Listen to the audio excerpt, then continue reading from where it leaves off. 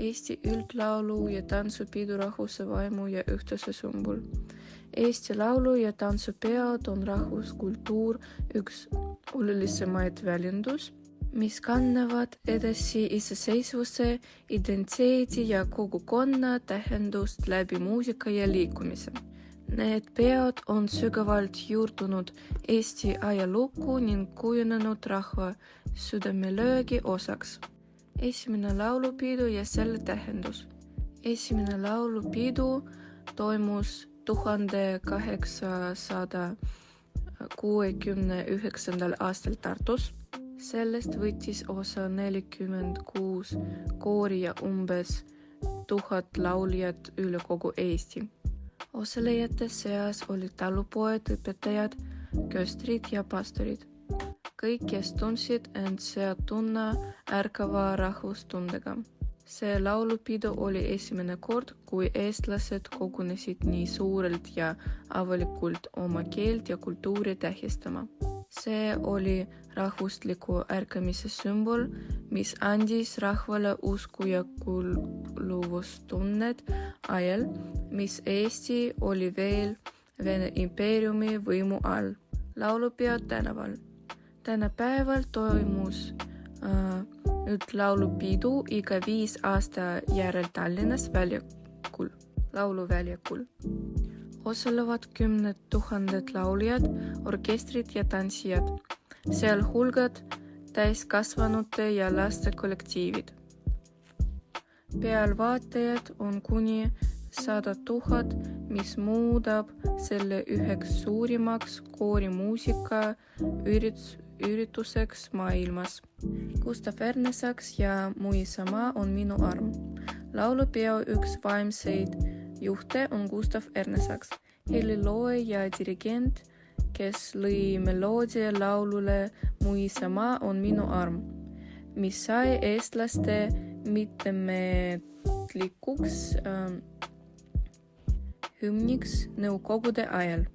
Selle laulu ühislaulmine on alati laulupeo liigavat kulminatsioon. Laulva revolutsiooni aeg. 1980. lõpuks, kui Eesti vabanes Nõukogude Liidu võimust, muutusid laulupidude traditsioonid rahumeelseks vastupanuliikumiseks. Sündis laulva revolutsiooni nimi. 100 000 inimesed laulsid vabadusest ja kogmaast, aidates nii kaasa iseseisvuse taastamisele. Laste laulupeod ja põlvkondade järjepidevus.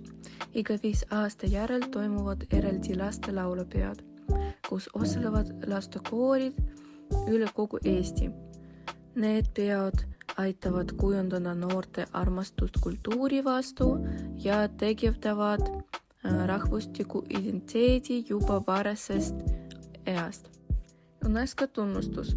2003. aastal lisas UNESCO Eesti, Läti ja Leedu laulupeod inimkonna suulise ja vaimse pärandi meistriteoste nimikirja. See tunnustus rõhutab nende ainulaadsust kogu maailmas. Üldtantsupidu, liikumine, muster ja rahvustikpidu. Lisaks laulule toimub iga 5 aasta järel ka Eesti üldtantsupidu, kus 1000 tantsijad täidavad stadioni ja loovad liikumisega rahvuslikke meistrid ja sümboleid.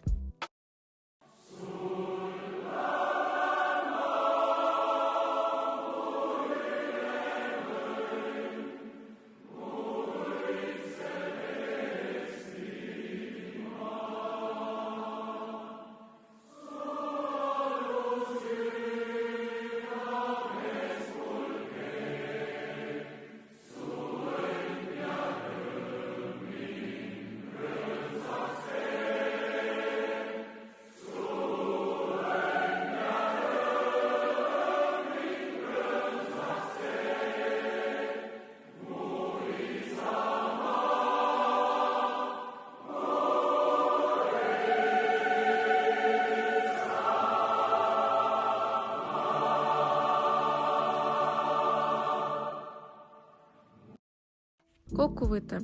Eesti üldlaulu- ja tantsupeod on rohkem kui kultuurisündmused.